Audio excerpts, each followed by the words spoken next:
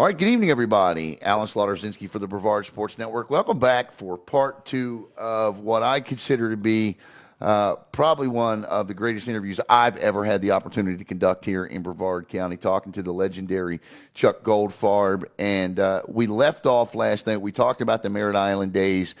Tonight we'll wrap up with Cocoa and Holy Trinity, as Mr. Goldfarb has certainly what is it? What did I read? I want to make sure I get this right.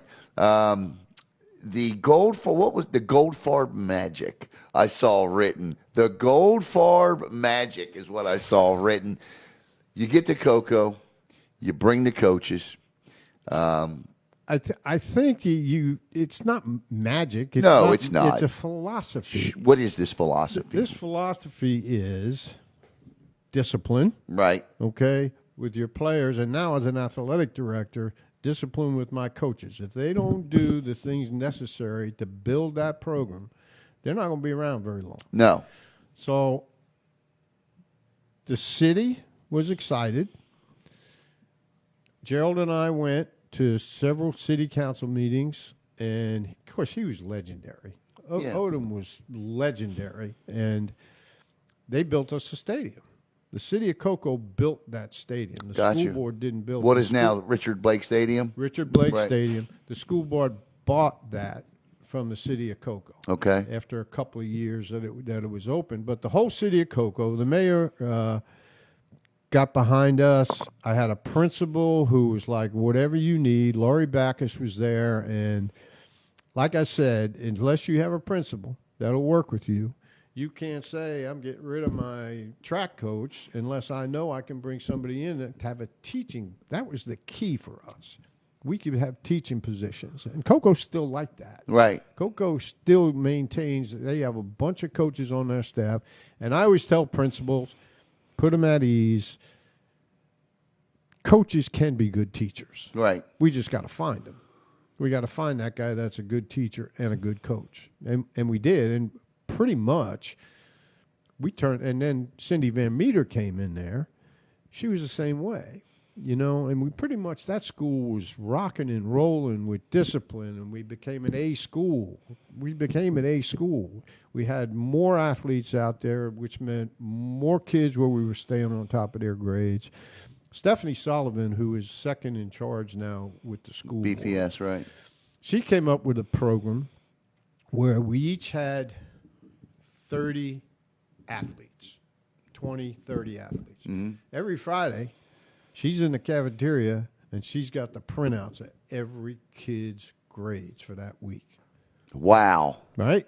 They got to come to her to pick up their grades, right? That's how you raise the GPA quick. That's, you can't go into a championship game and lose your best player due to academics, because back then it used to be 6 weeks. Or lack of discipline either. Yeah, right. No. And the discipline, and we had to discipline one kid who was a great player, but we had to do it. Right. And we just had to do it. And we did, and we still won it anyway. Johnny still won it. That was our first one. Yep. I tell you, okay, so you go from, now we can transition into, because we're going to talk about the coaching tree of this gentleman here and Coach Odom and the coaches out there.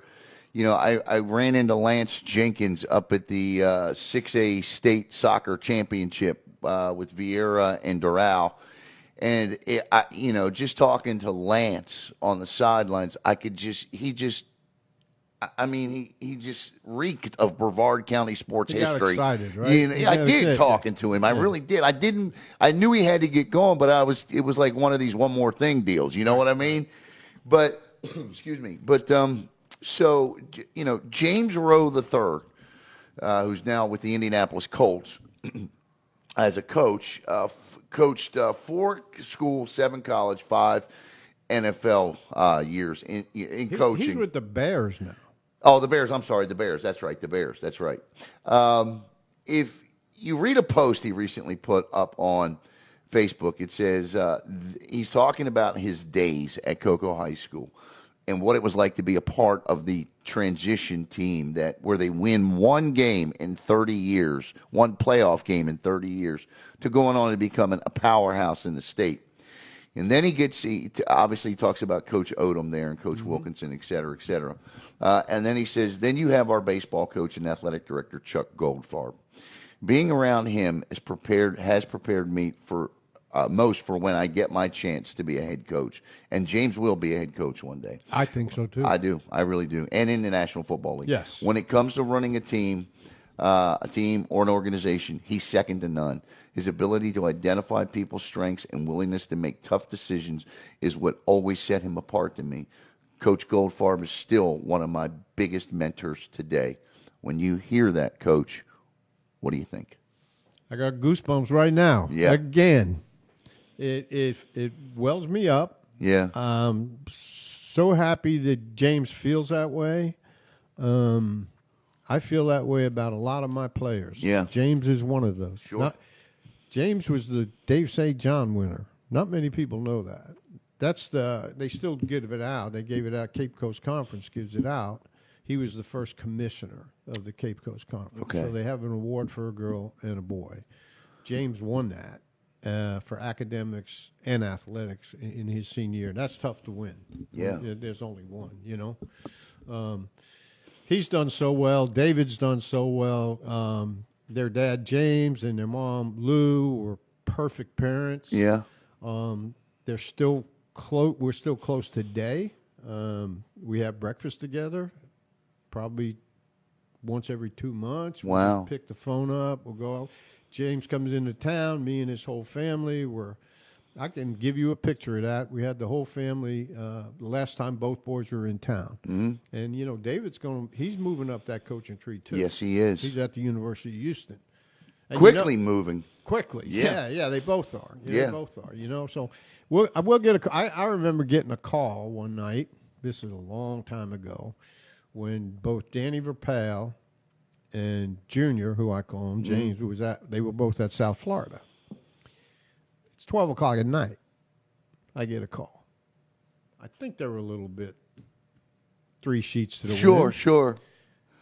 Who was the greatest team you ever coached? Wasn't it our Cocoa team? They were arguing. They were arguing. Right? And they wanted you to settle the debate. They wanted me to settle the debate. And if it's one thing I am with people, I'm honest. What'd you say? I said, Junior, you were a great player. We went 29-1 before we got beat in the playoffs, but we didn't win it. That's a big difference, right? They won it. Right. Okay? Right. And then they backed it up with another one. So right. I got to go with the Merritt Island team. There you go. Yeah.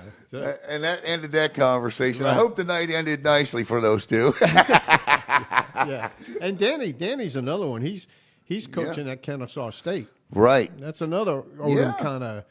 I mean, the Odom thing is unreal. The coaching tree. Let's talk about that. Okay. Because we were trying to name them all, and that's something James Rowe the third mentioned in his post, that there needs to be a story done about this. And he's right, there does. But I don't think it's anything that can be rushed, because this you don't want to miss anything. Yeah, because there are, I mean, it comes all the way down to coaches we have like Wayne Younger at Rockledge. I mean, you look at Wayne Younger at Rockledge, he played for Johnny. Yeah. And that Johnny played for Gerald. And so that coaching tree. And Hurley played for And Johnny. Hurley, right? So And here's a stretch, but Shane Staples. Okay. His dad played for Odom. His dad won dad won the state championship in 1978. He was their quarterback. Right. And he's been coaching ever since. And he played for Coach Odom. A guy named Durwood Dry is coaching somewhere on the West Coast. There's another guy who was our wrestling coach at Cocoa, but he's down some school in South Florida. There are so many. Yes. The research would have to be really strong on that. Lance could probably tell you real well. Yeah. Johnny Wilkinson could probably tell you real well. But yeah, there's you would not want to leave, and I mean anybody, because you look at this, right? And you mentioned, Shane Staples, right? I mean, look at Shane Staples' dad, and he went up to be the head football coach at Baker County. Or I'm sorry, the athletic director of Baker County for a period of time, and took Kevin Mays with him from Vieira. So these relationships, while not directly a part of that tree, it is part of a seedling that released much more. Right. And, coaching jobs, as you well know, they're all about relationships. Yep. I always tell James Phillips is our athletic director right now, and he just works hard. James is amazing. Huh? Excuse me? James is amazing. He is one of my favorite athletic directors I've ever dealt with. Great guy, very intelligent, very open to ideas and suggestions, and he knows how to hire good people too. Yes, he does.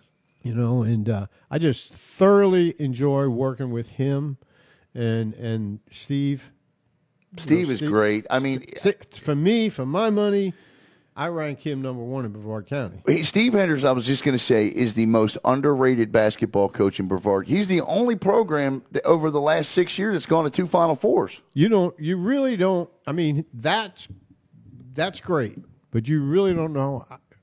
I watch him practice. See, what I do is I'm the AOD at girls and boys basketball. Okay. So when I go there to set up or to do whatever, the boys are practicing before the girls' game, and the girls are practicing before the boys' game. So I watch them practice. I see Henderson's practices. Oh, yeah. Ooh. Now you know why they go full speed all 32 minutes. He is in. I was talking to somebody about Coach Henderson last year at around the time of the final. In fact, I was talking to this individual from the media over in Lakeland when they were there, and they said, "Well, how would you best describe Coach Henderson?" And I said, "Coach Henderson can take an average basketball player and work him to a very good to great ball player. If the kid is willing to work, Steve will make him a good ball player." Here's what I really like about him. He's got discipline. Yes, he does. That's your thing. That's my thing. He's got discipline, and I've seen him pull a whole starting five several times. They're not playing well in that first quarter. They're not playing hard enough. The whole bunch of them sit next to me a while, and sometimes he takes his lumps because of that. Sure, but in the long run, it's going to pay off. It pays off. It pays off. Johnny Wilkinson is. If you've never seen Johnny coach and you're at a practice, there's a shock value there's a shock value to watching Johnny coach. But I've never met a player that didn't love John Wilkinson. I've never met a player that didn't want to run through a brick wall for John. How did that transition from Odom to Wilkinson to state championships occur? He had good coaches around him. Right. Like I had good coaches around me. And if you don't have that, you're not going to win. So he had good people around him. He was in charge.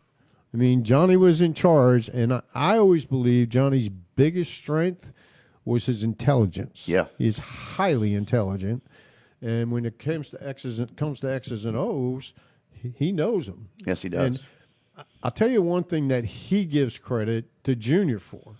Junior was up in the booth. James was up in the booth for a lot of those. And a lot of those calls, I would say Johnny has a great call. He says, "Hey, man, that was Junior. That was Junior out in the booth." He had a rule. You don't come to spring practice and you don't make 30 workouts in the summer, you're not playing. Well, we had a couple of kids test that the first year, and guess what? They didn't play. And the next year, that's the year we had to have we called them the dirty 30 because we only really had 28 kids. Right. 28 kids for the first state championship. And, and my thing was, as the AD, give my coaches what they need. Right. What they need to win. We go to the playoffs, we go first class. We don't, parents ain't driving to playoff games and stuff like that. When you get to the playoffs, you do things first class. You feed them before and after. You blow all your playoff money. Right. But hell, our football program, when I took the Cocoa High job, we were $92,000 in debt, the football program. Believe it or not, I told that to Gerald. The money makers, $92,000 in debt. So I told that to Gerald when he was interviewing. He says, we can make that up in 3 years. I'm like, are you kidding me? That's my first time as an AD. Right. He said, we can make that up in 3 years. And I'll be damned, you start putting 5, 6, 7,000 people in there at $5 or $6 a It head, happens quick. and you Yeah. can do it quick. And we did it. When I left, they were in the black. They were in the black by about 40 grand. And right now thriving, in terms of what they're doing. And here's what I really like is the fact that from Wilkinson to now even Coach Ryan Schneider, who has done it his way, but yet still the Cocoa way. He has still done it the Cocoa way. How much have you seen the student athlete change? Now, I know social media is a big reason for this, but in terms of work ethic, are student athletes better today than they were, say, back in the 90s I and think 80s? it just the kids want to be coached. I believe good athletes want to be coached hard. Yeah. I don't think kids have changed all that much. It's the parents who have changed. That's a great point. It's the parents who What have have you changed. seen from that scope? Everybody's a D2 or D1 potential scholarship My player. kid is this, my kid is that. Absolutely. Everybody, a lot of parents, I don't want to say everybody, but a lot of parents think their kid can go play D2. Right. Most kids can't even go play D3. No. Most. Okay? So parents have changed where parents feel like if I do this and I do this and I do this, my kid's going to play. Well, that never worked with me. That never worked with Odom. That never worked with Johnny. And I used to tell them in the first meeting, and Johnny would too, it doesn't matter if you do what you do, if you do nothing, if you do everything, if you work that concession stand till you drop. That does not mean your kid gets a leg up on anything. Can you tell parents today? I know a volleyball coach who runs a program, and it could be said that it's hurting her a little bit right now. It could be said. But she stands up in front of the parents at the first meeting and says, this program is about winning. This is what we do here. If it's about playing time for your student athlete, there are other programs. But this program is about winning. Can you still do that to this day? It's harder. Right. And it's harder. I found that it's harder to do that at the private school. Because let's face it, folks are paying money. Paying money, right. And they don't only pay the tuition. They're very, very generous. If our coaches at Holy Trinity need something, there's an avenue to get it. Okay? Right. Because of generosity, and that's all it is. I mean, there was not one penny spent on that stadium. That was the school's money. Right. That was all donations. It's a beautiful stadium. Nobody has expected their kid to play because their name's on a building. We've sort of worked our way around that, but it still happened. And you know what? It happened in 1975. Right. It happened in 1995. It's going to happen in 2045. And it's going to happen forever. Right. Parents don't have a realistic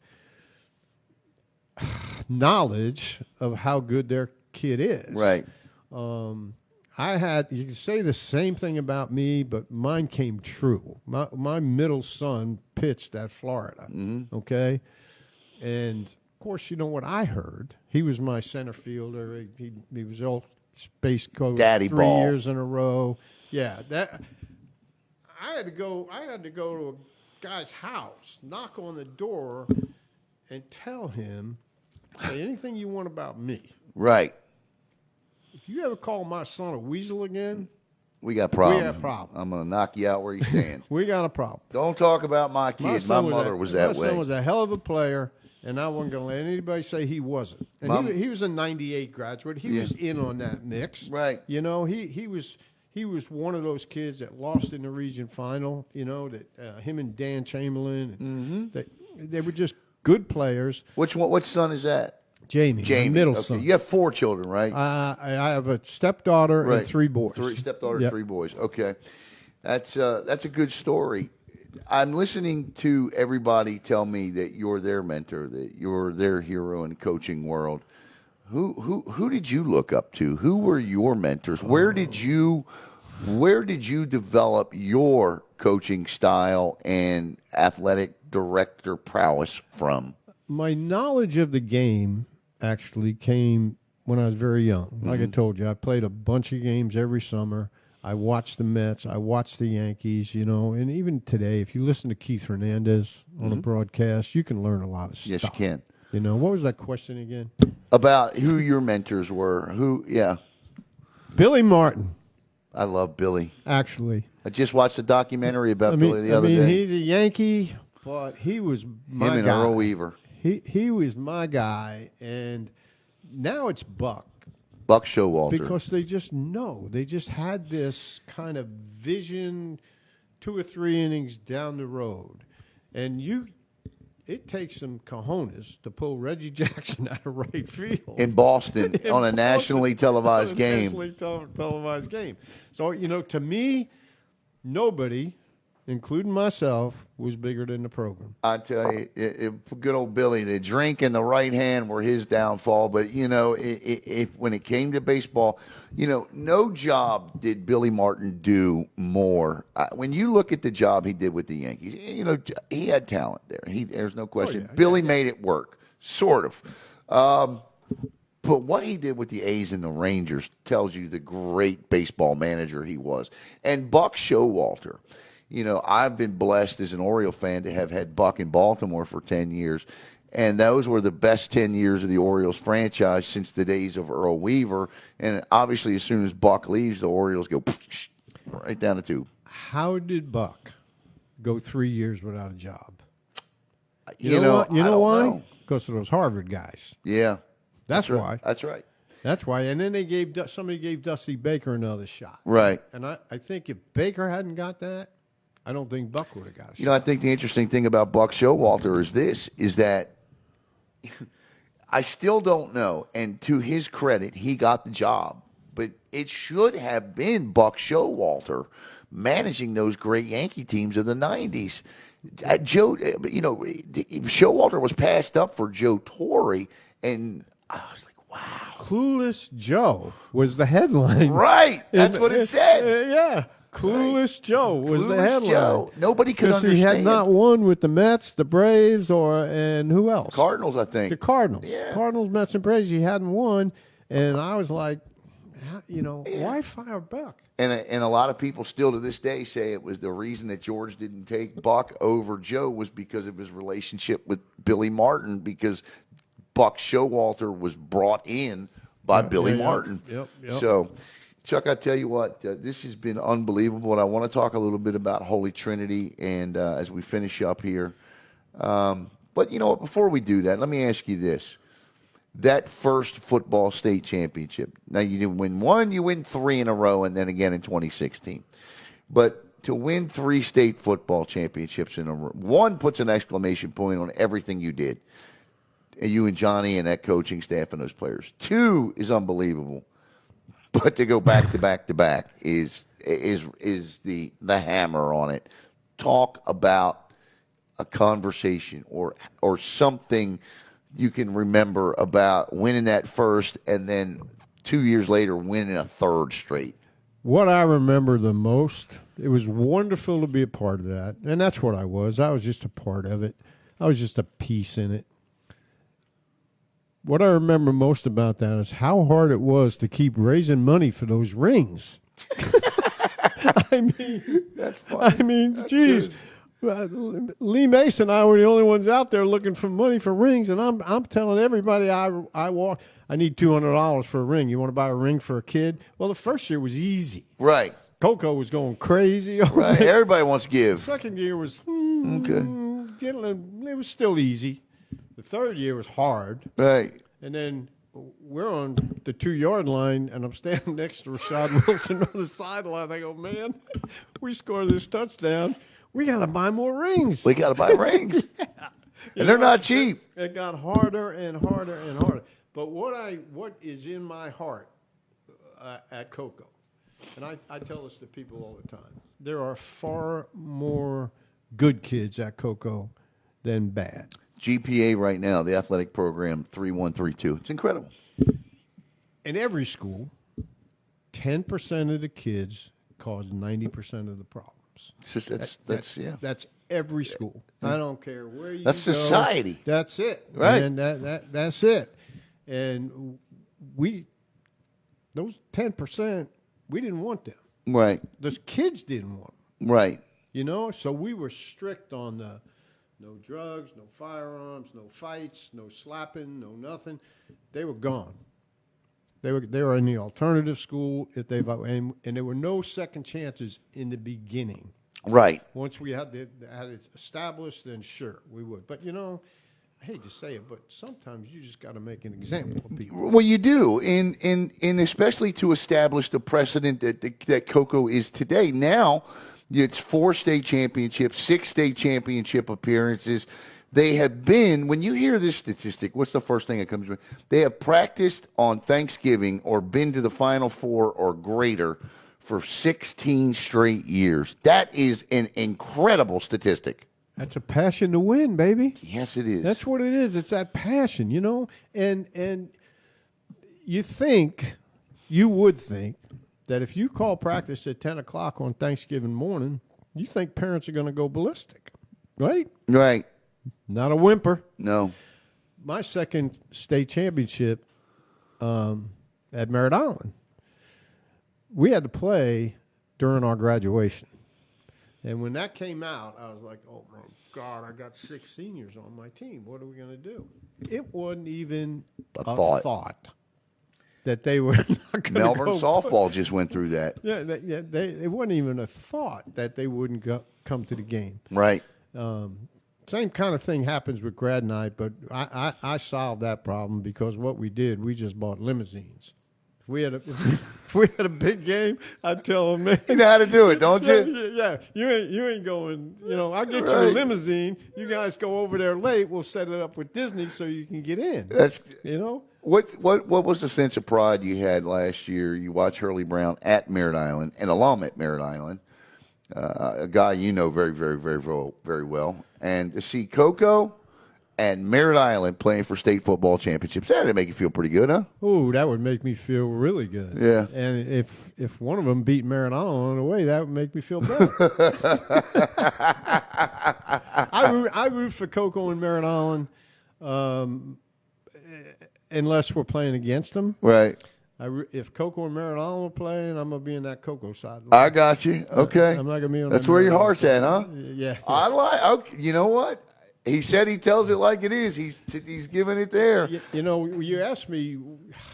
I should have put the Coco. Oh well, I should have put the Coco helmet on the table for you. You asked me what I felt. I remember now vividly.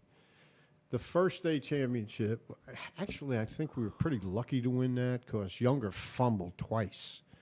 He fumbled once on the 2-yard line and fell on it for a touchdown. And the game was only like 13. It wasn't very high scoring. Something, yeah. Godby, right? 7-6 is what it was. Yeah, that's 7-6. Yeah, extra point wins the game. Yeah. So I remember looking up in the stands, okay, and seeing we were in the Orange Bowl and seeing that whole bottom filled with orange, orange and black. And I remember thinking to myself, and I welled up because Coco in general gets a bad rap. Yeah. The city gets a bad rap. The school gets a bad rap. Everything is racially sensitive there, And I remember just seeing those Coco people up in those stands and how proud and how happy they were. And then, after 3 in a row, it's like, hey, we're Coco, man. Right. We're coming. Right. No, that's exactly right. You went, that program goes 4, 5, 6 years without losing to a Brevard County team. It's just absolutely incredible. 38 in a row. Man. 38 in a row, yeah. It was absolutely incredible. A streak that began following a loss to Merritt Island. Yeah, and it was a bad call. Yeah. It was a bad call. It was a freaking roughing the kicker call, right. And it wasn't roughing the kicker. That's funny. He got blocked into the kicker. That is funny. It was a bad call that beat us. That is hysterical. And that was, and then after that, the next team to defeat the Coco Tigers was Rockledge in the Barbecue Bowl a couple of years ago, 2017, 2018, somewhere in that line. Jay-Sean Corbin, right. Starting quarterback in that one. But, Chuck, as we wrap up here, I want to talk about Holy Trinity. and the goals and the expectations for that program moving forward, because I know how hard everyone over there is working to make we know what the precedent and the bar is for the academics there. What is the goal and the precedent that needs to be set for academics there, or for sports there? I think that we have a great coaching staff across the board. Yeah. We got Mark Bailey in track. Mm-hmm. We got Pete Klonowski in volleyball. He's amazing. He's won 8 districts in a row. He's an old school that. guy coaching. Yeah, and I love him. I do too. I love him. Of course, we got Phillips as the AD. We got Henderson in there. We got Tommy Kels, who's running the baseball program. And I wish we could get some better players in for him. But, when people look at that $18,000, it's hard. Sure, it's it hard. is. What we need to get to is, and everybody knows this, I'm not at our school, everybody knows, we need to get, we always talk about diversity. Mm-hmm. I talk about economic diversity. Right. We don't have that because of the restrictions on financial aid. Right. You got to apply, you get back a number, and that's all you can pay. Right. Right? And people want to call it scholarship. It's not scholarships. It's financial aid. So if we can somehow figure out a way to get an influx of middle-class kids, that's better for the wealthy kids. Absolutely. They have to be exposed, and if you don't have middle class, and if you don't have some of those kids that are on the step up program, they don't get the full experience of a good high school program. They don't get to where they're hanging out not in a $400,000 home. Right. They're in a $150,000 home. Because they're making friends, That's what we try to do. You got to win your district. Yes, you do. That's our thing. That's our thing. Win that district. I don't care about your regular season record. A lot of coaches schedule for a record during the season. That doesn't matter to me. I want some hardware. So we expect our coaches to win the district, and then you make the playoffs. You go first class. If you get beat in the playoffs, you get beat. But you're building. Right. And you're getting better. And like I said, we got good coaches across the board. They work hard. They take their kids all over in the summertime. And I just wish that people would stop telling kids, and you run into this all the time, you got to play one sport. You got to specialize. That is so bull, because I tell parents, I say, look, college coach walks in. If your son or daughter is good enough to play at the next level, they walk in. They ask them 3 things. What kind of kid is she? Right. How are her grades? Okay. And what's the third thing? What else do they play? Yeah. How many do they play another sport? Right. Those are the 3 things that they're going to ask right off the top. If you play football, you should run track or wrestle or do both. Or play baseball. So, and it's funny because I was talking to Angie Patrick the other day, the greatest volleyball coach high school volleyball coach in the history of this county. The only person that comes close is Connie Denenberg. Connie Denenberg, who set the program up. Who set it up. Right. And then Angie took it to boom. Boom, right. That's exactly right. When you were describing that volleyball coach, right, I knew immediately who you were talking about. Right. That's exactly right. I knew immediately. And, she said to me the other day, she said, I was talking about what it takes, because she sent all six of her seniors on to play D3, 2, or 1 volleyball this year.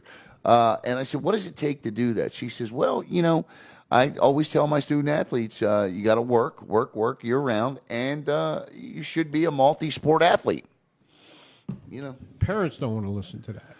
And here's why, and I could get killed for this.